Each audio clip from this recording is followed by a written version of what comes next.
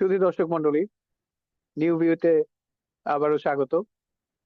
আহ আজকে আমরা যুক্তরাষ্ট্রের আহ যেটাকে বলে সাউথ অ্যান্ড সেন্ট্রাল এশিয়ার তিনি অ্যাসিস্ট্যান্ট সেক্রেটারি, যার হাতে বাংলাদেশ সহ সাউথ অ্যান্ড সেন্ট্রাল এশিয়ার ফান্ড রয়েছে।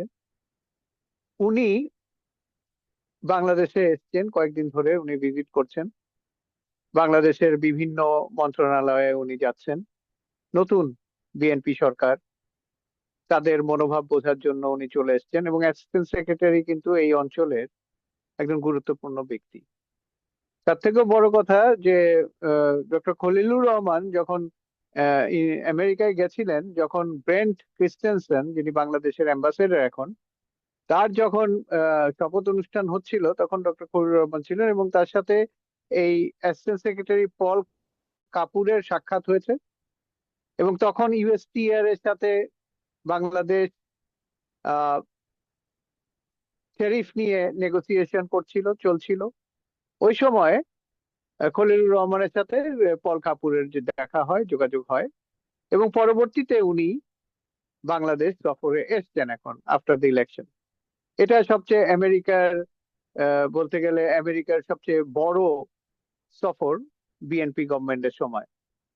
আহ এখন ব্যাপার হচ্ছে যে এই যে মিস্টার পল কাপুর, উনি বাংলাদেশে এসছেন, তার কারণ হচ্ছে যে এখানে বাংলাদেশের সাথে আমেরিকা একটা ট্রেড বৃদ্ধি করতে চায়। আপনারা জানেন বাংলাদেশের সাথে আমেরিকার অনেক বছর ধরেই টিকফা একটা চুক্তি ছিল, এবং তার আন্ডারে একটা ফোরাম ছিল, যে ফোরাম প্রতি বছর একবার বাংলাদেশে হতো মিটিং সরকারি পর্যায়ে, এবং আরেকবার আমেরিকায় মিটিংটা হতো।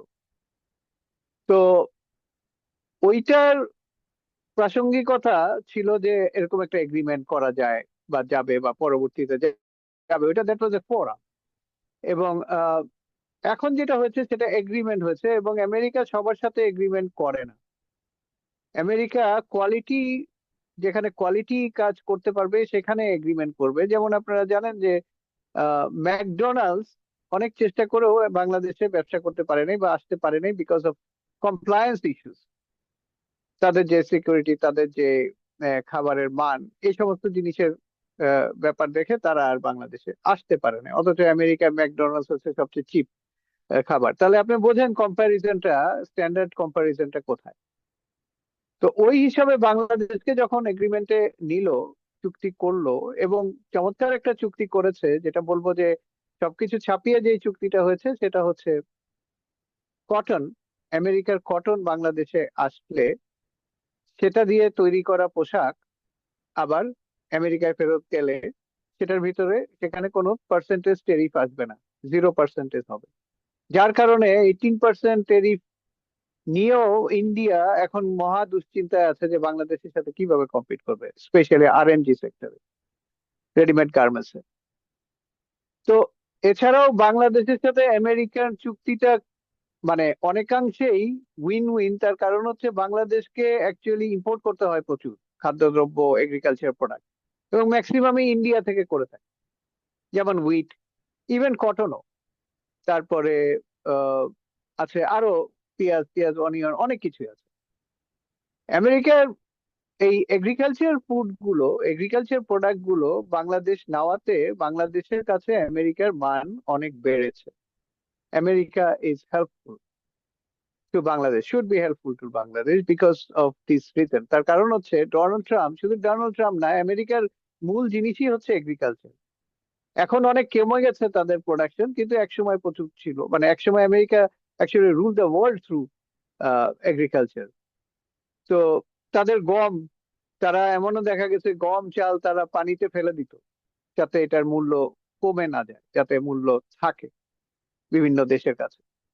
এবং এটা দিয়ে তাদের অনেক ডিপ্লোমেসি চলতো, ফুড ডিপ্লোমেসি, অনেককে সাহায্য দিত, খাদ্য দিত।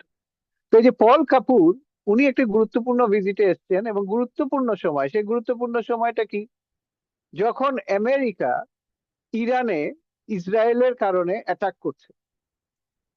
এবং এটা কেন বলছি আমি, কারণ এটা মার্ক রুবিও, আমেরিকার যিনি পররাষ্ট্র মন্ত্রী বা সেক্রেটারি অফ স্টেট, উনি নিজেই বলেছেন যেটা ইসরায়েল করেছে দেখে আমরা করেছি।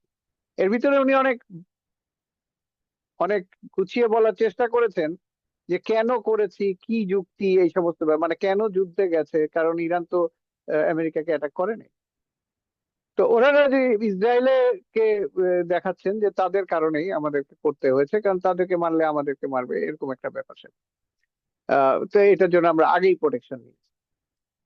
তো এরকম একটা সিচুয়েশনে পল কাপুর বাংলাদেশ ভিজিট করছেন। এট দ্য সেম টাইম বলতে হবে যে পল কাপুর কিন্তু ভারত ভিজিট করে বাংলাদেশে এসেছেন। এবং আপনি জানেন যে যখন প্রধানমন্ত্রী হলেন, এই সরি, বেন ক্রিস্টেনসেন যখন বাংলাদেশে অ্যাম্বাসেডার, রাষ্ট্রদূত হলেন, তখন বেন ক্রিস্টেনসেন কিন্তু একটা মেসেজ দিয়েছিল ডক্টর ইউনূসের সাথে কথা বলার পরে, দেখা করার পরে মেসেজ দিয়েছিলেন যে ভারতকে বলেছিলেন যে সম্পর্ক ঠিক করো, বাংলাদেশ ভারত সম্পর্ক ঠিক করো। এবং পল কাপুর কিন্তু ভারত থেকে এসেছেন, এবং আপনারা জানেন ভারতের যিনি অ্যাম্বাসেডার সার্গিও গোর, উনি কিন্তু শুধু ভারতের অ্যাম্বাসেডার না, উনি কিন্তু সাউথ এশিয়ান অঞ্চলেরও অ্যাম্বাসেডার। ওনার আন্ডারে কিন্তু বাংলাদেশও আছে। এবং যেহেতু দেখবেন যে যখন ডক্টর ইউনূস ইয়েতে গেলেন, কি বলে, আমেরিকায় গেলেন, তখন কিন্তু উনি এই সার্গেই গোর অ্যাম্বাসেডার হওয়ার আগেই, ভারতের অ্যাম্বাসেডার হওয়ার আগেই সার্গেই গোরের সাথে ওয়াশিংটনে তার মিট হয়েছে, দেখা হয়েছে, কথা হয়েছে। এবং ভুটানের যিনি প্রধান, তার সাথেও কথা হয়েছে, ভুটানের রাজার সাথে। এট দ্য সেম টাইম আমরা পরে দেখলাম যে আমাদের ট্রান্সশিপমেন্ট বা এই সমস্ত জিনিসগুলো চললো। তো সবচেয়ে বড় জিনিস হচ্ছে যে পল কাপুর এশিয়া, মানে মধ্য, সাউথ এন্ড সেন্ট্রাল, মধ্য এবং দক্ষিণ এশিয়ায় একজন গুরুত্বপূর্ণ ব্যক্তি আমেরিকার অ্যাডমিনিস্ট্রেশনের। এবং উনি এখন, যেটা আমরা দেখলাম অন্যান্য গণমাধ্যমের নিউজে, যে উনি ট্রেড, বাণিজ্য বাড়ানোর দিকে বেশি দৃষ্টি দিয়েছেন।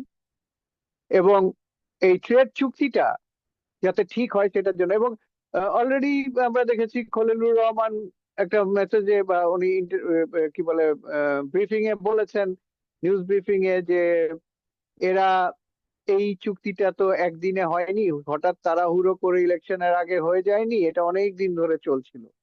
এবং আমরা জানি, খবর এসছে, আমরা জানি, তারপরেও মানুষজন কেন যেন বিস্মিত হয়ে যায়, ভুলেও যায় যে কেন এই চুক্তি করলো কাউকে না জানিয়ে, এই সমস্ত কথা। অথচ আমরা দেখলাম যে ইউএসটিআর এর যে অ্যাম্বাসেডার, উনি জামাতের আমির, তার সাথে কথা বললেন অনলাইনে ঘন্টা খানেকের বেশি, এবং তারেক জিয়ার সাথেও অনেকক্ষণ, ঘন্টা খানেকেরও অনেক বেশি কথা বললেন। এবং এই ব্যাপারে, এই চুক্তির ব্যাপারে, যুক্তরাষ্ট্রের সাথে বাংলাদেশের যে বাণিজ্য চুক্তি, এই চুক্তির ব্যাপারে দুই দলের সাথেই, সম্ভাব্য সরকারি দল এবং সম্ভাব্য বিরোধী দল যেই হোক না কেন, এই বিবেচনা করে যুক্তরাষ্ট্রের ইউএসটিআর এই দুজনের সাথে কথা বলেছেন এবং তারা এগ্রি করেছে, তারপরেই চুক্তিটা সাইন হয়েছে। তো যারা এগুলো নিয়ে না বুঝে উল্টাপাল্টা কথা বলেন, তারা একটু সরকার এবং বিরোধী দলের দুই নেতার কাছে জেনে নিন কি ঘটনাটা কি ঘটেছে, আন্দাজে কথা না বলাই ভালো। তার কারণ হচ্ছে আপনারা দেখতে পাচ্ছেন যে সারা পৃথিবীর যতই দেশ গুরুত্বপূর্ণ বা উন্নত হোক না কেন, আমেরিকার কাছে কিন্তু কেউই খুব একটা পাত্তা পায় না, বা কেউই আগে আসে না। যেমন আমরা জানি যে চীন এবং রাশিয়া ইরানের বন্ধু, ইরান প্রচুর জিনিস চীন এবং রাশিয়ার কাছ থেকে নিচ্ছে। ইভেন অলমোস্ট 53,000 ড্রোন ইরান রাশিয়াকে দিয়েছে ইউক্রেন যুদ্ধের সময়। So it was a great help.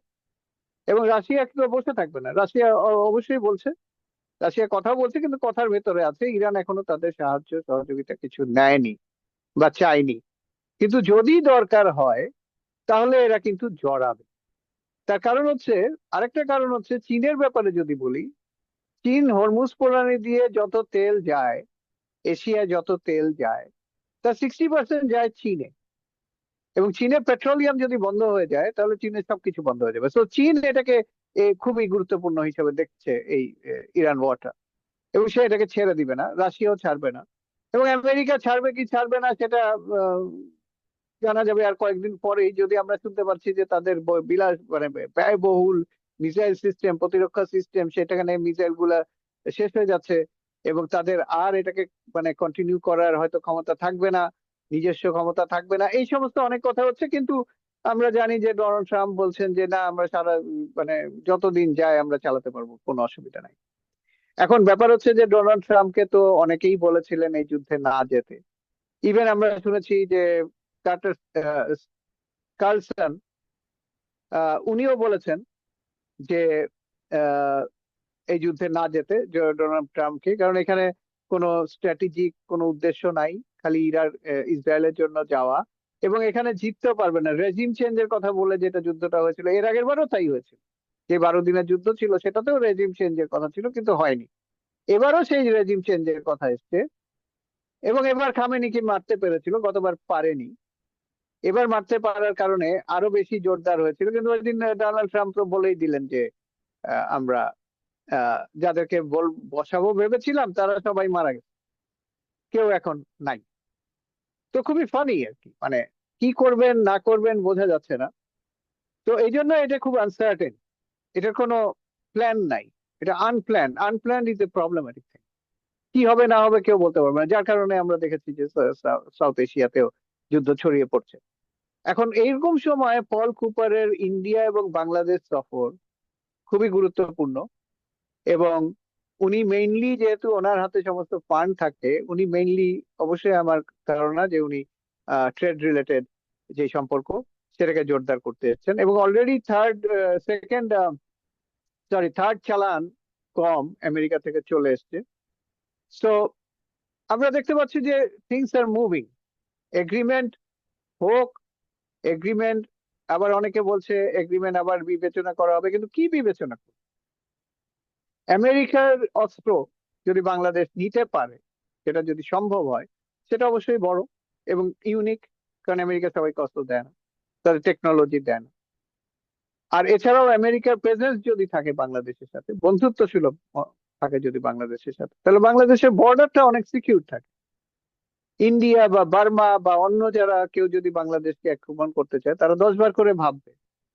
আমাদের রোহিঙ্গা প্রবলেমটাও দূর হবে। রোহিঙ্গা নিয়েও কথা হয়েছে পল কাপুরের সাথে, এবং আমাদের বাংলাদেশ গভর্নমেন্ট তাদেরকে ধন্যবাদ জানিয়েছে, যেহেতু তারা এখানে ফান্ড করেছে রোহিঙ্গাদের। ব্রিটিশ এবং আমেরিকায় ফান্ড করেছে, অন্যদের ফান্ড বন্ধ হয়ে গেছে, তারা এখন আর করছে না। সো আমরা গ্রেটফুল। এবং আমাদের যে গার্মেন্টস যেই পরিমাণে আমেরিকায় যায়, আমাদের trade balance, we should be grateful to America rather than any other country. Our importance should be given to America. এবং আমার মনে হয় পল কাপুর সে কনফিডেন্সটা পেয়েছেন। এবং আমার মনে হয় বাংলাদেশকে ব্যাপারে আমেরিকা অনেক কনফিডেন্ট। আগে যেমন ভারতের চোখ দিয়ে দেখতো, এখন নিশ্চয়ই সেটা দেখছে না। এবং যেটা আমাদের অ্যাম্বাসেডর ব্রেন্ট ক্রিস্টেনসেন বলেছেন, যে দুই বড় দেশের মাঝে বাংলাদেশ হারিয়ে যায়, সেটা উনি হতে দিবেন না। বাংলাদেশের একটা আলাদা আইডেন্টিটি আমেরিকার কাছে তুলে ধরবেন। মনে হয় পল কাপুরও তাই করবে, কারণ এটা তার দ্বিতীয় সাক্ষাৎ আমাদের যিনি আহ পররাষ্ট্রমন্ত্রী রয়েছেন খলিলুর রহমানের সাথে। একবার আমেরিকা হয়েছে, আবার এখানে হয়েছে, এবং খুব কম দিনের ভেতরেই। তার মানে things are moving, things are moving.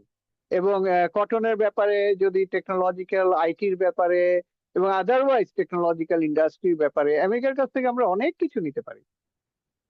ট্রেডে সাহায্য সহযোগিতা নিতে পারি, অনেক দেশের সাথে আমাদের সম্পর্ক তৈরিতে অনেক ধরনের আমেরিকান হেল্প লাগে।